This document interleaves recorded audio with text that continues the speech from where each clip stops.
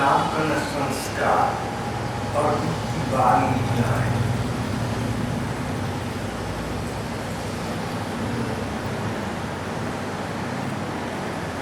वसुदेव जी ने जन्म होते श्री कृष्ण को गोकुल नंद बाबा के यहाँ पहुंचा दिया। इस बात को लगभग 3 महीने अब हो चुके। वसुदेव जी इस बात को भूल न सके कि उनका बच्चा कल कहीं और रहा है, और अब विचार आया कि 3 महीने के लगभग का हो गया तो उसका नामकरण संस्कार करना चाहिए। नामकरण होगा जो इनके कुल के पुरोहित हैं उनके द्वारा। कुल के पुरोहित थे गर्गाचार्य। गर्गाचार्य का नाम धर्म ग्रंथों में और धर्म में बड़ा प्रसिद्ध है। गर्ग ऋषि की गर्ग संहिता प्रसिद्ध है। गर्ग संहिता ज्योतिष विषय प्रामाणिक शास्त्र माना गया है।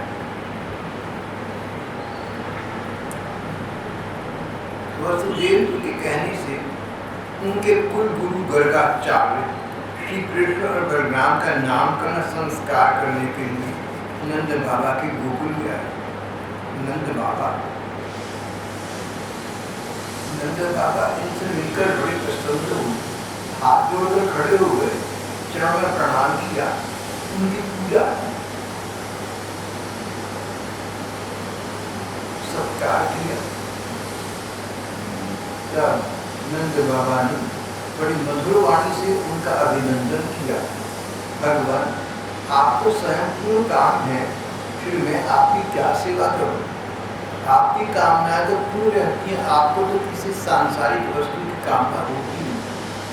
होती है तो आप सिद्ध पुरुष अपने आप संपन्न हो जाते। जब आपको किसी वस्तु की कामना नहीं है, आशा नहीं है, अभिलाषा नहीं है, ऐसी स्थिति में मैं आपकी क्या सेवा कर सकता हूँ? मैं तो इतना ही कह सकता हूँ, आप जैसे महात्माओं का हमारे जैसे गृहस्थों के घर आना हमारे कल्याण का कारण है। हम लोग घरों में इतने उलझ रहे हैं, घर के झमेलों में हमारा चित्त इतना फंसा हुआ है कि आपके दर्शन करने आपके आश्रम तक आ जा नहीं सकते। ऐसी स्थिति में आपका स्वयं यहाँ आना हमारे कल्याण के अतिरिक्त और कोई काम नहीं हो सकता।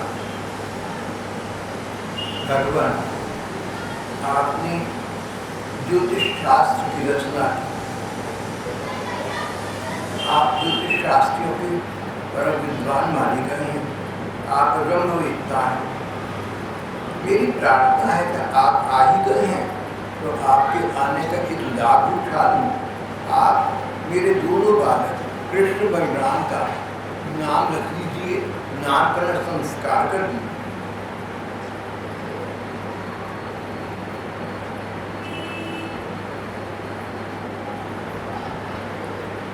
ये सुनकर आचार्य गर्ग ने कहा, नंद जी, सब लोग जानते हैं कि मैं यदुवंशियों का आचार्य हूँ, उनका पुरोहित। अगर मैं आपके बच्चों का नामकरण करूँगा तो कंस को विश्वास हो जाएगा कि ये बच्चे यदुवंशी हैं। और जैसा जाते जाते एक बच्ची है, महामाया ने कहा था कंस तेरा मारने वाला कहीं उत्पन्न हो गया, पड़ रहा है। कंस को विश्वास हो जाएगा कि यही होगा। कंस की बुद्धि बुरी है, बाकी सोचा करती है। जब से देव की कन्या से उसने ये बात सुनी कि उसको मारने वाला कहीं और पैदा हो गया है, तब से वह यही सोचा करता है कि देवकी के 8वीं संतान का कन्या के रूप में जन्म नहीं होना चाहिए था। यदि मैं तुम्हारे पुत्र का नामकरण संस्कार करूंगा तो वह इस बालक को वसुदेव जी का लड़का समझकर मार डाले तो हमसे बड़ा न्याय हो जाएगा। नंद बाबा ने कहा, आप चुपचाप एकांत में गौओं के रहने के स्थान में गौशाला में इसका नामकरण कर दीजिए। और वो तो बात क्या, मेरे सगे संबंधी इस बात को जान न पाए। हम इस बात को फैलाएंगे नहीं। यहाँ ये है कि जब गर्गाचार्य नंद बाबा के पास पहुंचे, नंद बाबा ने कहा आपके आने का कारण तो मुझे कोई लगता नहीं, सिवा इसके कि आप हमारा कुछ कल्याण करने आए हैं। अब आप आ ही गए हैं तो दोनों बालकों का नामकरण कर दीजिए। ये सुनकर गर्ग ऋषि ने उत्तर ये नहीं दिया कि मुझे वसुदेव जी ने इसी कार्य के लिए विशेष भेजा है। उन्होंने बात ही बढ़ाई, बोले ठीक है आपकी बात, पर बात फैलेगी तो इन बच्चों को यदुवंशी समझकर कंस मरवा डाली। ये बड़ी बात रोचक है और महत्वपूर्ण है। गर्ग ने ये नहीं कहकर दिया कि हाँ वसुदेव जी ने मुझे तभी तो भेजा है, हम तो शायद ऐसा करें, हम तो शायद जाकर पहली बात ये करती है नंद जी देखिए हमें वसुदेव जी ने भेजा है, बच्चों का नामकरण करने के लिए भेजा है। उन्होंने ऐसा नहीं कहा। गए टीके कुशल मंगल प्रश्न हुए, शांत भाव से बैठ गए और पहले नंद बाबा को बोलने दिया। देखता हूँ क्या कहती है। क्या नंद बाबा को पता है कि वसुदेव जी ने भेजा है या उनको नहीं पता? जो भी हो, जो व्यक्ति हमसे मिलता है, चाहे तो सामने बैठकर बात करने वाला हो और चाहे दूर बात वार्ता करता हो, फोन पर बात करता हो, अपनी बात आरंभ कर देनी और ठीक और अटल की बात। जिसका संदेश आया, जिसका दूरभाष आया, जिसका फोन आया, आप उससे पूछे कहिए क्या सेवा करूं, और आप अपनी बात शुरू कर दे, भैया फोन उसने करा तो उसकी बात पूछो। तो जहां पर गर्गाचार्य ने कोई बात शुरू नहीं की, नंद जी से कुशल समाचार। जब स्वयं नंद जी ने कहा तुम्हारे कि मेरे बालकों का आप नामकरण कर दी, तब भी गर्ग ने ये नहीं कहकर दिया कि देव जी के देव मुझे वसुदेव जी ने इसी लक्ष्य से भेजा है, उन्होंने ऐसा तब भी नहीं कहा। समझदारी की बात बढ़ाने की आवश्यकता नहीं। वसुदेव जी ने भेजा तो ठीक है। गर्गाचार्य से नंद बाबा यही कह रहे हैं तो नामकरण करना है, इसमें चिंता किया है, बातचीत की क्या आवश्यकता है। गर्गाचार्य ने नंद बाबा को आगाह किया, सतर्क किया, चेतावनी दी। अगर कंस को ये बात पता लगी तो समझ जाएगा कि ये बच्चे, तो वो सोचेगा ये बच्चे वसुदेव जी के ना हो, उनकी हत्या प्रयत्न करेगा, तब तो हमसे बड़ा अन्याय हो जाएगा। नंद बाबा ने कहा कि हम इसका समाधान कर देते हैं। जहाँ गाय रहती है गौशाला में, गोष्ठ में हम इन दोनों बच्चों को ले जाएंगे, वहाँ पर आप होंगे दोनों बच्चे और स्वयं नंद बाबा और यशोदा मैया, उस 5 जने। आप यथाशीघ्र इनके नाम रख दें, उसके बाद हम तुरंत बाहर आ जाएंगे, बात समाप्त होगी। जो हमारे आसपास के निकट संबंधी हैं उनको भी ये पता न लगेगा कि गर्गाचार्य ने यहाँ आकर उन बच्चों का नामकरण किया है। गर्गाचार्य तो आए ही नामकरण करने के लिए, चाहते ही। जब देखा नंद बाबा यही कह रहे हैं तो उन्होंने एकांत में छिपकर गुप्त रूप से दोनों बालकों का नामकरण कर दिया। बड़ा लड़का, उसका नाम रखा बलराम। संत प्रबुद्ध ब्रह्मचारी कहते थे इस समय बलराम जी की आयु 1.25 वर्ष की हो गई, 15 मास की हो गई थी। श्री कृष्ण 3 मास के थे।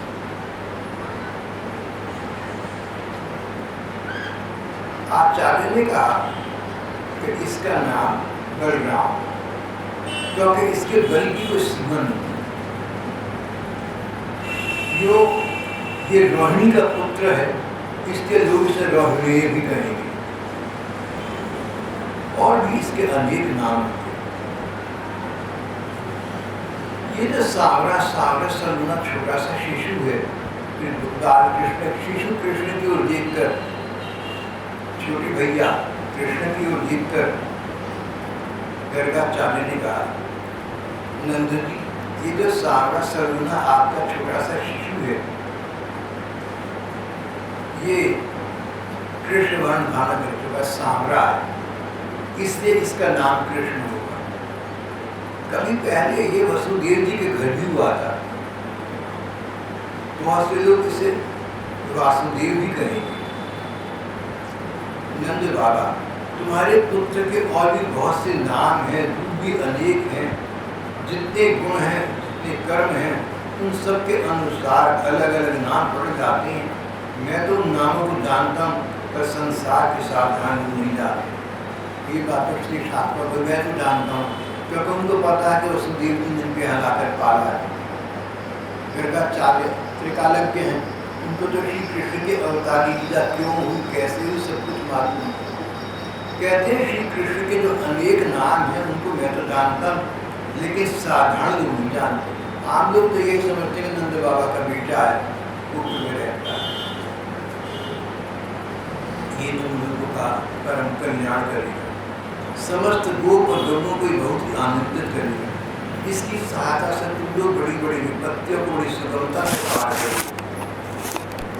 बाबा, जो लोग तुम्हारी इस सांवरे सलूने शिशु को प्रेम करते हैं, वे बड़ी भाग्यवान हैं। इसके प्रेम करने वालों को भीतर या बाहर किसी भी प्रकार के शत्रु जीत नहीं सकते। जिसने कहा से चाहे देखो, गुण में, संपत्ति में, सौंदर्य में, कीर्ति प्रभाव में, ये बालक साक्षात भगवान विष्णु के समान है। इस प्रकार नंद बाबा को भली भांति समझाकर गर्गाचार्य अपने आश्रम को मथुरा लौट आए। उनकी बातें सोचकर नंद बाबा को बड़ा आनंद हुआ। उन्होंने सोचा, मेरी सब आशाएं लालसाएं पूरी हो गई, मैं कृतकृत्य हो गया। नंद बाबा को बहुत आनंद, बहुत सुख मिल रहा था। वृद्धावस्था आ गई, चौथी आयु में प्रवेश कर चुके थे। संतान न कोई हुई थी, न होने की आशा थी,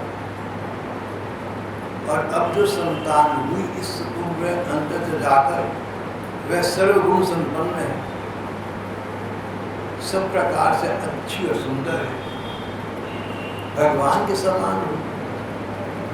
नंद बाबा को बड़ा आनंद हुआ। उन्होंने ऐसा समझा, नंद प्रमुदितो मेने आत्मानं गुणमार्षाम, नंद प्रमुदितो मेने आत्मानं गुणमार्षाम। उन्होंने ऐसा समझा कि मेरी सब आशा लालसाएं पूरी हो गई, मैं कृतार्थ हो गया, मैं सफल हो गया। यहाँ पर श्री सुखदेव जी राजा परीक्षित को कथा सुना रहे हैं, कहते हैं उन्होंने ऐसा समझा, सचमुच ऐसा नहीं हुआ। बहुत कुछ आदमी सोच देता है, जब मनुष्य बहुत सुख की कल्पना कर देता है, सुख के स्वप्न बना लेता है, उनको सत्य मान बैठता है, और आगे जाकर वैसा न हो तो उनको क्लेश होता है, उनको दुख होता है। लेकिन इसका प्रतिकूल भी ठीक है, the opposite proposition। कई बार हम बहुत सी आशंकाओं से ग्रस्त होती हैं, हमारे मन में डर होता है कहीं ऐसा न हो जाए, हमारे मन में शंका आती है भविष्य में ऐसा होगा, तब क्या करेंगे हम। बहुत सी आशंकाएं आ जाती हैं, बहुत से भय आ जाते हैं, सचमुच वास्तविक जीवन में वो कभी आते ही नहीं। हम व्यर्थ ही अनागत की चिंता से ग्रस्त अपने को परेशान रखते हैं।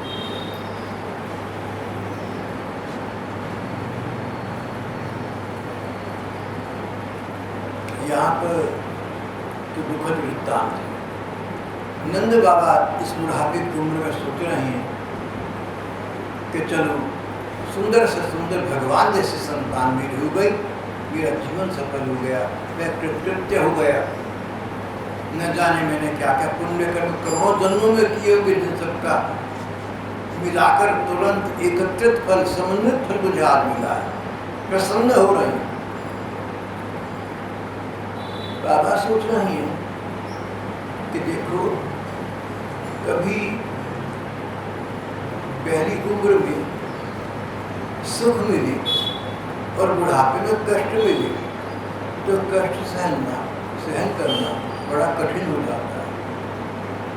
बाबा सोच रहे हैं कि मुझे देखो, मैंने अपने मन में आशंकाएं रखी सारी उम्र, लेकिन बुढ़ापे में जाकर सब ठीक हो गया। भगवान की बड़ी कृपा है, मेरी बड़ी पुण्य कर्म है। अंग्रेजी में एक कहावत है, all is well that ends well. तो कहीं कोई बात हुई, वहाँ पर मैंने कहा कि all is well that ends well.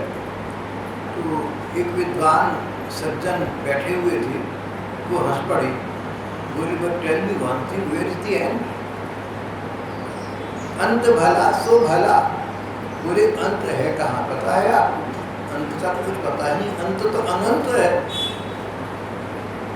अंत तो अनंत है। हर बात का जहाँ आरंभ हुआ उसका अंत तो होगा ही, और जब अंत हुआ तो नया आरंभ हुआ, उद्घाटन हो जाएगा।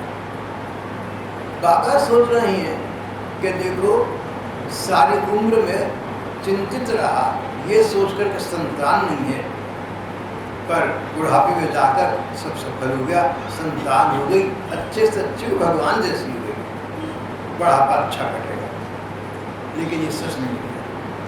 11.5 वर्ष के कृष्ण मथुरा गए और वापिस नहीं गए, तो बाबा का बुढ़ापा तो सफल सुकारत नहीं हो सका। व्यक्ति बहुत कुछ सोच लेता है आगे की बारी में, वही होता है जो मंजूर खुदा होता है, होता तो वही जो होना होता है। हमारी विचार शक्ति, हमारी कल्पना सब सीमित ही है, हम किसी परिधि विशेष में कुछ सोच सकते हैं, जो होना होता है तो अपने आप को कर रहता है। बाबा सोच रहे हैं, सुखदेव जी कहते हैं, नंद बाबा ने ऐसा समझा कि मेरी सब आशा अभिलाषाएं पूर्ण हो गई, ऐसा समझा, सचमुच ऐसा था नहीं, सचमुच ऐसा होगा नहीं। वर्तमान में बाबा मैया सुख के साथ समय यापन करने लगे। श्री कृष्ण का नाम श्री कृष्ण रखा गया, बलराम जी का नाम बलराम अब रखा गया, और अब उनकी इन शिष्यों की बाल लीलाएं, बच्चों जैसी खेल कूद की बातें शुरू हो गई। कुछ ही दिनों में राम और श्याम, राम बलराम जी और श्याम सुंदर श्री कृष्ण, कुछ ही दिनों में राम और श्याम घुटनों और हाथों के बल चलकर गोकुल में खेलने लगे। आंगन में खेलते, बाहर निकल जाते, गली में खेलते। दोनों भाई अपने नन्हे नन्हे पाँवों को गोकुल के कीचड़ में घसते हुए चलते। उस समय उनके पाँव और कमर के घुंघरू झुनझुन बजने लगते, वह शब्द बड़ा अच्छा लगता। अपने पाँव के रुंझुन शब्द को सुनकर दोनों बच्चे स्वयं खिल उठते। छोटे बच्चे थे, उनको ये नहीं पता था कि सर हमारे पाँव की आभूषण से आ रहा है, कहीं से सुंदर स्वर आ रहा है, बड़ी प्रसन्न होती, ये नहीं पता कि स्वर तो अपनी पाँव से आ रहा है। कभी कभी वे रास्ते चलते किसी अनजान आदमी के पीछे लग गए, फिर जब देखते कोई दूसरा है तब झक से रह जाती और डरकर अपनी माँ के पास लौट आते। माई ये से देखकर सुनकर स्नेह से भर जाती। जब उन दोनों के छोटे छोटे बच्चे राम और कृष्ण अपने शरीर में कीचड़ लगाकर दौड़ते तो उनकी सुंदरता और भी बढ़ जाती। श्री कृष्ण का, बलराम जी का, दोनों माएँ सुंदर से सुंदर श्रृंगार करती। सुंदर बच्चे और भी सुंदर लगने लगते, आकर्षक लगने लगते। लेकिन बच्चों के स्वभाव के अनुसार बाहर गली मोहल्ले में निकल जाते, कहीं कीचड़ में खोलने लगते, जब वापस आते तो शरीर में कीचड़ लगा हुआ है। सच बात ये थी कि शरीर में कीचड़ लगाकर इनकी सुंदरता और भी बढ़ जाती थी। लेकिन माँ का स्वभाव, माँ नाराज होती, अरे तुझे हमने सजाकर कितना अच्छा तैयार किया था, तू कीचड़ लगाया। मुझे लगता है पिछले जन्म तो सुअर होगा, सुअर का काम है कीचड़ में निपटना। टीकाकार कहते हैं कि देखो, माँ ने गुस्सा करके कहा, माँ ने ताना देकर कहा, माँ ने जैसे माँ का स्वभाव है बच्चों को कहना वैसे कहा, अरे पिछले जन्म तो सुअर था क्या जो कीचड़ से तुझे इतना प्रेम, जब देखो कीचड़ लगा के आता है। माँ ने तो स्वभाव पर कहा, जैसे माँ बच्चों से कह देती है, ये न जानते हुए कि सच बात तो यही है। भगवान ने सबसे पहले शुक्र अवतार को ग्रहण किया था। भगवान सुअर बने, शुक्र बने और फिर दान को पृथ्वी को जल से बाहर निकाला और तब ये पृथ्वी लोग के रहने के योग्य बनी।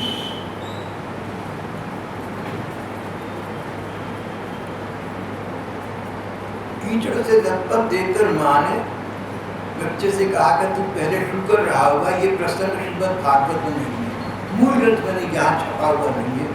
टीकाकार ऐसा कहते हैं, वो मैंने आपको बताया।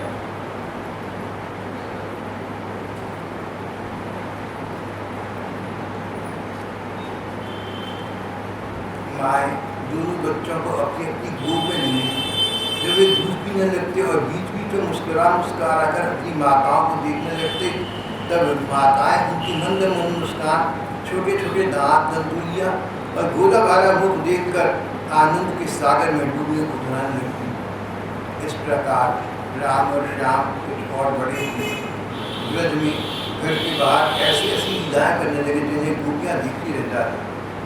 किसी बैठे हुए बछड़े की पूंछ पकड़ ले, बछड़े डरकर इधर उधर भागते, तब वे दोनों और भी जोर से पूंछ पकड़ लेते और बछड़े उन्हें घसीटते हुए निकल जाते।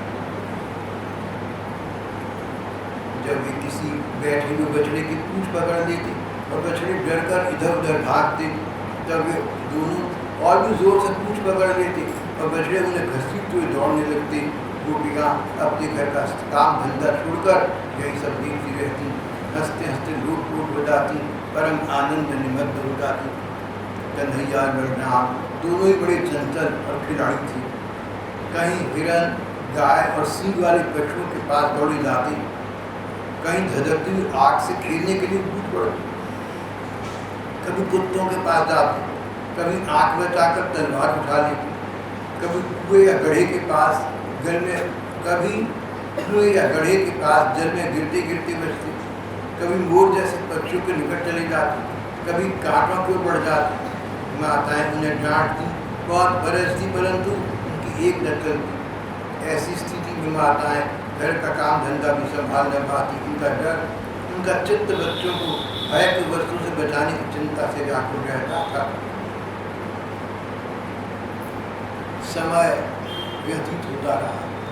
देखो, हम जो भी करेंगे ना, खेल कूद अच्छा या जो भी करेंगे, हमें पता लगे न लगे, हमें बोध हो न हो, हम सोचें या न सोचें, लेकिन क्षण के बाद क्षण तो बीत ही रहे हैं। अभी अभी आपके सामने पाठ पढ़ाता कर रहा हूँ तो इसमें क्षण तो बीत रहे हैं और बीतते क्षण मिनट बदल रहे हैं। जब सत्संग आरंभ किया कदाचित सब 5:45 बजे थे और जब तक समाप्त होगा कदाचित 6:30 बज चुके होंगे। समय तो 1.25 घंटा बीत चुका। हर व्यक्ति की आयु जो पाठ में आया था, हम सब लोगों की जब पाठ में आई तब जितनी उम्र थी, मान लो 100 वर्ष की थी, तो 1.25 घंटा कम तो होगी। हमें इसका बोध हो या ना हो, हमें ये बात विचार में आए न आए, सच्चाई के लिए। अब धर्म की अगर बात करें, अध्यात्म की बात करें, तो एक कदम आगे की बात है, और वो ये कि जो हमारा 1.25 घंटा जिंदगी से कम हो गया, जो हमने सोचा भी नहीं, लेकिन रोज 1.25 घंटा कम हो रहा है। सच बात ये है कि हम ये बात तब कहते हैं जब हम इस जीवन को ऐसा माने कि यही जीवन है, जन्म हुआ मृत्यु हो जाएगी। मान लो 100 वर्ष का जीवन है, हम उस वर्तमान जीवन की बात कर रहे हैं, अध्यात्म की बात कर रहे हैं। राम नाम की बात करें, भक्ति भाव की बात करें तो हमारा जीवन अनंत है। हम तो भगवान के हैं, उनके पास से आई हैं, उनके पास जाना है। तो दूसरे शब्दों में फिर हम ये नहीं कहेंगे कि पौना घंटा कम होता जा रहा है, फिर तो हम कहेंगे पौना पौना घंटा भगवान के समीप पहुँचने का समय समीप आता जा रहा है। एक न एक दिन भगवान से मिलना है। अगर आज हमने पौने घंटा या बिता दिया तो भगवान से मिलने का समय पौना घंटा जो देर थी, दूरी थी, पौना घंटा कम हो गया। पौना घंटा हम समीप आ गए। भगवान के भक्ति मार्ग की बात ये है, अध्यात्म और परमार्थ की बात ये है। लेकिन संसार की बात करें, आन दुनिया की बात करें तो जैसे जैसे समय व्यतीत हो रहा है, जैसे तैसे हमारे क्षण, हमारे पल मिनटों में बदल रहे हैं, मिनट घंटों में बदल रहे हैं, घंटे दिन में बदल रहे हैं, दिन महीने में बदल रहे हैं, महीने वर्षों में बदल रहे हैं। और इस प्रकार समय व्यतीत हो रहा है। हमें उसका बोध हो या न, हम उसका लाभ उठाएं या न उठाएं। इसी प्रकार कथाकार कहते हैं कि गोकुल में भी समय आगे बढ़ रहा था। कुछ ही दिनों में यशोदा और रोहिणी की लाडली लाल कृष्ण और बलराम अब घुटनों का सहारा लेकर चलने लगी थी। अब घुटनों का सहारा लिए बिना ही अपने आप गोकुल में चलने फिरने लगी।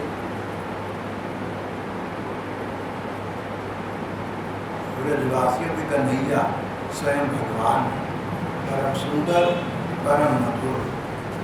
अब वे और बलराम अपनी उम्र के बालों को अपने साथ लेकर खेलने के लिए ब्रज में निकल पड़ते और ब्रज की भाग्यवती गोपियों को निहाल करते हुए तरह तरह के खेल खेलते। हिंदी और संस्कृत में शब्द है ब्रज, ब्रज भाषा में शब्द है ब्रज। ब्रज भाषा एक क्षेत्रीय भाषा का नाम है। लगभग 8 किलोमीटर के बाद पशु पक्षियों की भाषा में बदल जाती है।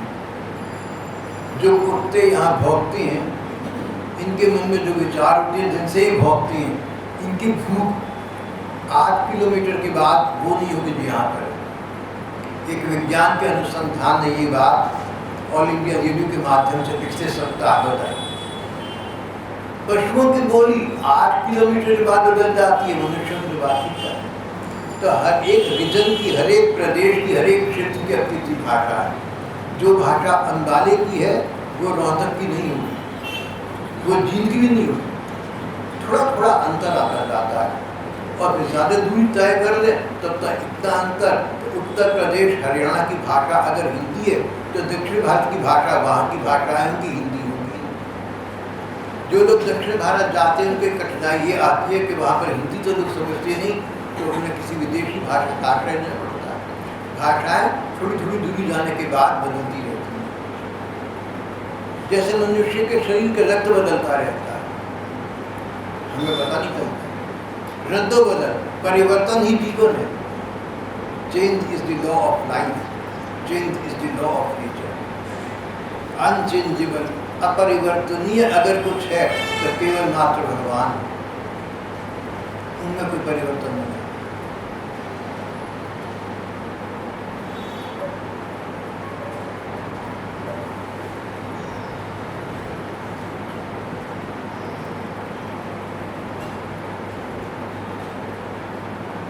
कृष्ण बलराम अपनी उम्र के बालों को अपने साथ लेकर खेलने के लिए ब्रज में निकल जाते। तो जो हम श्लोक मंगलाचरण के रूप में बोलते हैं वो वी से व से शुद्ध है, ब्रजे प्रसिद्धम, ब्रजे नहीं होता। अगर हम कहेंगे ब्रजे प्रसिद्धम तो संस्कृत व्याकरण की दृष्टि से शब्द अशुद्ध है। ब्रज कोई शब्द संस्कृत या हिंदी में नहीं। शब्द ब्रज, ब्रज शब्द अर्थ व्यापक फैला हुआ। भगवान के धाम को ब्रज इसीलिए कहते हैं कि वो व्यापक स्थान है। ये बात श्रीमद् भागवत के अंत में स्वयं लिखी हुई।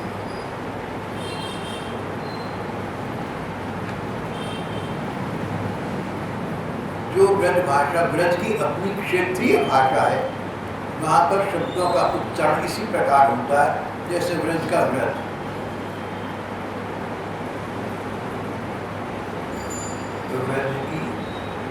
भाग्यशाली गोपिकाओं को निहाल करते थे, प्रकार प्रकार के खेल खेलते थे। उनके बचपन की चंचलताएं बड़ी अनूठी होती थी, गोपियों को बड़ी सुंदर और मधुर लगती। एक दिन सबकी सब गोपियां एकत्रित होकर नंद बाबा के घर आई। यशोदा माता को सुना सुनाकर कन्हैया की करतूतें कहने लगी। यशोदा, अरे यशोदा, तेरा ये कान्हा बड़ा नटखट हो गया।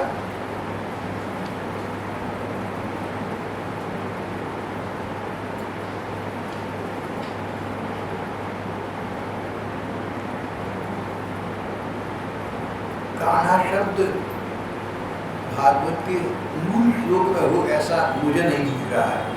कोई संस्कृत का विशेष विद्वान शायद पता लगा है। वत्सान मुंचन क्वचित समये क्रोश संजात हासा। गाय दूहने का समय न होने पर भी ये बछड़ों को खोल देता है। हम डांटते हैं जब ठहाका मार कर हंसने लगता है। तेरा कान्हा बड़ा नटखट हो गया। ये चोरी के बड़े बड़े उपाय करता है, हमारे मीठे मीठे दही दूध चुरा चुरा कर खाता है। अब नहीं खाता तो एक बात थी, ये तो सारा दही दूध बांदरों को बांट देता है। बहुत से टीकाकार कहते हैं कि भगवान की बांदरों ने त्रेता युग में बहुत सेवा की थी राम जी की। उस उपकार का बदला देने के लिए श्री कृष्ण ने बांदरों को अपने व्रज में स्थान दिया और उन बांदरों की बड़ी सेवा सहायता की, अपने साथ उनके बाकर भी श्री मक्खन खिलाए। ऐसा टीकाकारों का कहना है।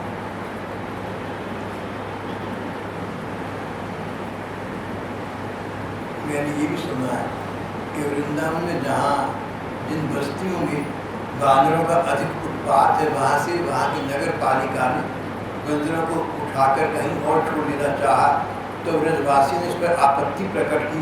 उन्होंने कहा ये बानर तो हमारी व्रज की संपदा है, इनको तुम बाहर कैसे भेजोगे। गोपियों ने कहा, यशोदा, जब इसे पेट भर खाने पर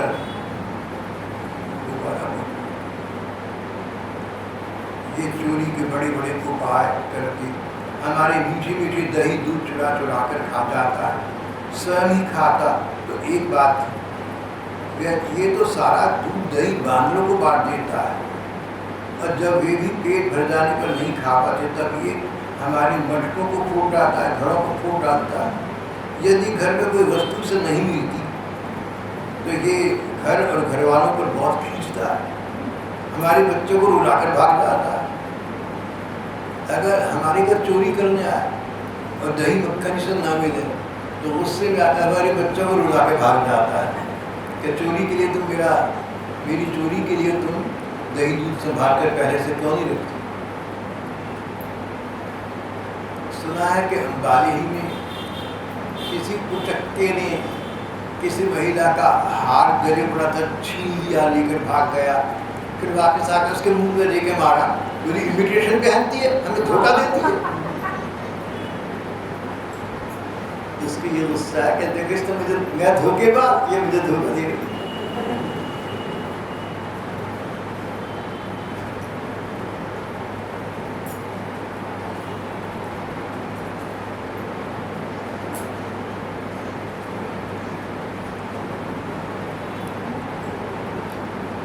जब हम दही दूध को छींके पर रख देती हैं, इसके छोटे छोटे हाथ वहाँ तक पहुँच नहीं पाते, तब ये बड़े बड़े उपाय रचता है। कहीं दो चार पीढ़ों को एक के ऊपर एक रख देता है, कहीं कुकर पर चढ़ जाता है, कहीं कुकर पर पीढ़ा रख देता है, कभी कभी तो अपने किसी साथी के कंधे पर चढ़ जाता है। जब इतने पर भी काम नहीं चलता तब ये नीचे से ही उन बर्तनों में छेद कर देता है। इसे इस बात की पक्की पहचान रहती है कि किस छीके पर किस बर्तन में क्या है, और ऐसे ढंग से छेद करना जानता है कि किसी को पता तक न चले। जब हम अपनी वस्तुओं को बहुत अंधेरे में छिपा देती है तब तुमने जो इसे बहुत से मणिमय आभूषण पहना रखे, उनके प्रकार से अपने आप ही सब कुछ दिख लेता है। इसके शरीर में ऐसी ज्योति है जिससे इसे सब कुछ दिख जाता है। अगर हम अपनी चीज़ों को छिपाकर अंधेरे में रखें, ये अंधेरे कमरे में आता है, ये खुदा तुमने ऐसे आभूषण पहना है, हीरे मोती पहना है, वो तुमसे रोशनी निकलती है, अपने हीरे मणियों की रोशनी में चीज़ें दिख लेता है। फिर गोपिकाएं कहती है सच बात तो ये है कि अगर इसे हीरे मणि न पहुँचाएं, सजा कर इसे न भेजें, तो भी इसके शरीर में से अपने आप एक ऐसा प्रकाश निकलता रहता है जिससे इसको सब कुछ दिख जाता है। जैसे सूर्य से अपने आप धूप निकलती है, जैसे चंद्रमा से अपने आप चांदनी निकलती है, जैसे हमारी बुद्धि के बल्बों से रोशनी निकलती है, जैसे दिए से प्रकाश निकलते हैं, इस प्रकार श्री कृष्ण के शरीर से एक ऐसी दिव्य ज्योति निकलती है, एक ऐसा अलौकिक प्रकाश निकलता है जिसमें सब कुछ वो दिख लेता है जिसको छिपाने का हमने उद्योग किया था। इसके शरीर में भी ऐसी ज्योति है जिससे इसे सब कुछ दिख जाता है। बड़ा चालाक है, कब कौन कहाँ रहता है इसका पता रहता है। जब हम घर के काम धंधों में रुचि रहती है तब ये अपना काम बना लेता है, ऐसा करके भी मिठाई की बातें करता है, उल्टे हमें चोर बनाता है, अब हमारे घर का मालिक बन जाता है। वो बेकाएँ कहती है हमारे घर का मालिक बन जाता है। वो बेटाओं के मन की बात ये नहीं, मन की बात यह है कि हमारे घर का मालिक तो असली यही है, इसलिए जो सामान उठा लेता है इसका अपना सामान है, चोरी नहीं करती। जो सच बात है वो बेकाएँ जानती नहीं, लेकिन भैया से कहने में हिचकिचाती हैं, ऊपर से कहती हैं हमारे घर का मालिक बन बैठा है, हमारी लिपे कुछ सच्चे घरों को अशुद्ध कर देता है। तनिक देखो तो इसकी वो वहाँ तो चोरी के अनेकों उपाय करके काम बनाता है, और यहाँ मालूम होता मानो पत्थर की मूर्ति खड़ी हो। हमारे भोले भाले साधु हमारे घर में इतनी चंटाई चालाकी करता है, अपने माँ बाप के सामने भूला भाला बना। अब तुम्हारे बच्चे बाहर क्या करते हैं, मैं समझदार वही करते हैं जो तुम देख रहे हो। बच्चों का जो रूप तुम्हारे माता पिता के सामने हो और बच्चों का दूसरा रूप जो बाहर है, दोनों बिल्कुल अलग हो सकते हैं, इतने अलग कि आप विश्वास न कर सकते।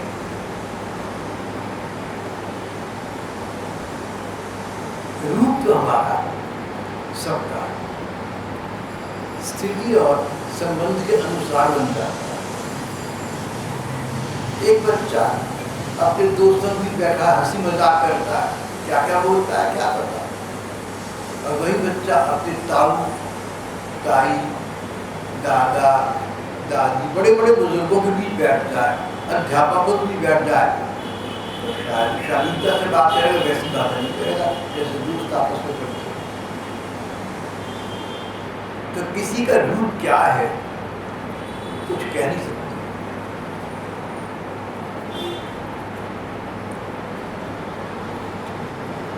एक बहन थी, कॉलेज में प्रोफेसर थी,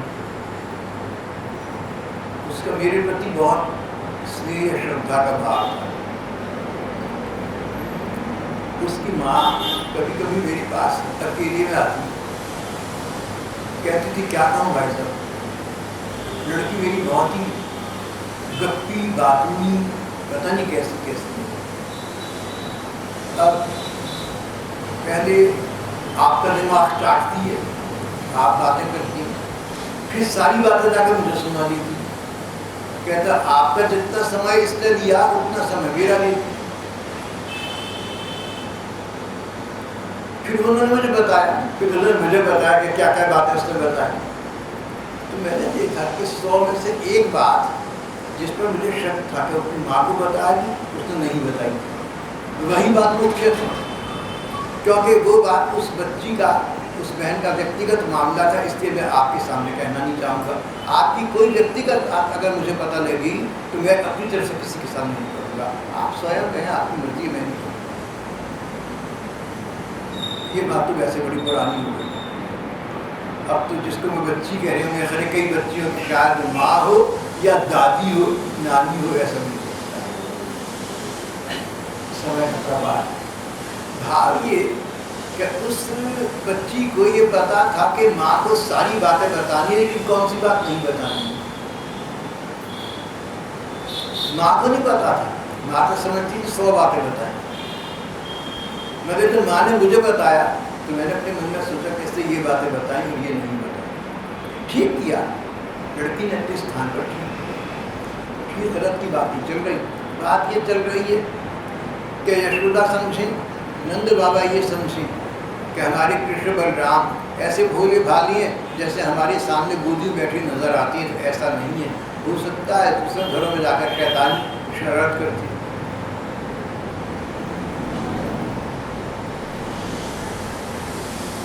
वहाँ तो चोरी के अनेकों उपाय करके काम बनाता है, और यहाँ चुपचाप खड़ा है मानो पत्थर की मूर्ति हो। भारी साथ इस प्रकार गोपियां कहती जाती, और श्री कृष्ण के डरे हुए नेत्रों से युक्त मुख कमल को बीती जाती।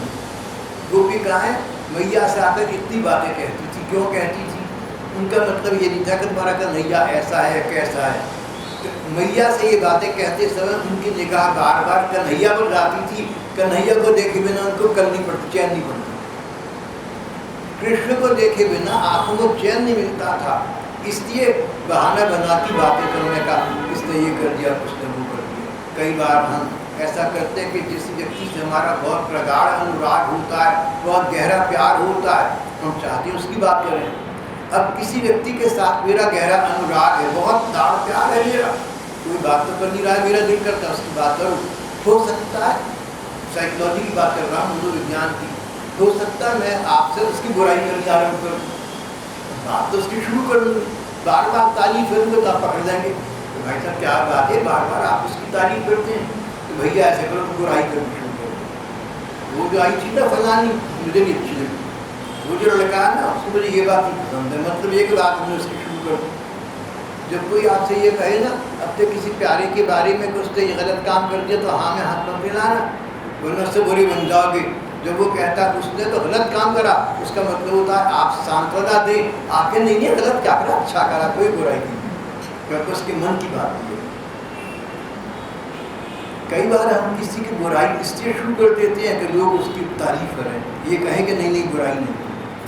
साइकोलॉजी, मनोविज्ञान, मनुष्य का मन कैसी स्थिति में कैसे सोचता है, कैसे काम करता है, ये बहुत गहन विज्ञान, बहुत बड़ा विज्ञान। गोपिकाएं नजर तो ये आता है कि श्री कृष्ण की शिकायतें करने आई है, एक्चुअली उनको श्री कृष्ण को देखे बिना आंखों को चैन नहीं मिलता था, इसलिए मैया को सुना सुना के श्री कृष्ण को देख देख कर बातें करती थी। श्री कृष्ण को देखकर उनके नयनों को विश्राम मिलता था, नयनों का उत्सव हो जाता था। उनकी यह दशा देखकर नंदरानी यशोदा जी, वो भी कोई साधारण नहीं थी, गोपियों के मन का भाव पड़ जाता, अच्छा ये जितनी शिकायतें कर रही है ना, ये हमारे लाडली लाल में इंटरेस्टेड है, बहुत रुचि है, इसलिए कर देंगे। अरे इनका मतलब कुछ नहीं है, ताड़ जाते। यशोदा जी उनके मन का भाव ताड़ जाते और उनके हृदय में स्नेह और आनंद की बाढ़ आ जाती। वे हंसने लगती, लाडली लाल को कोई उलाना न देता न देती, लाडली लाल को कोई उलाना न देती, कोई डांट फटकार न करती। जान जाती थी कि इस बहाने ये यहाँ पर इससे मिलने के लिए आएंगे, तो इसको डांटना फटकारना ये तो इनका मंतव्य ही नहीं है, और ये सोचकर हंस पड़ती थी। यहाँ हमारा आज का पाठ प्रसंग समाप्त हो जाता है।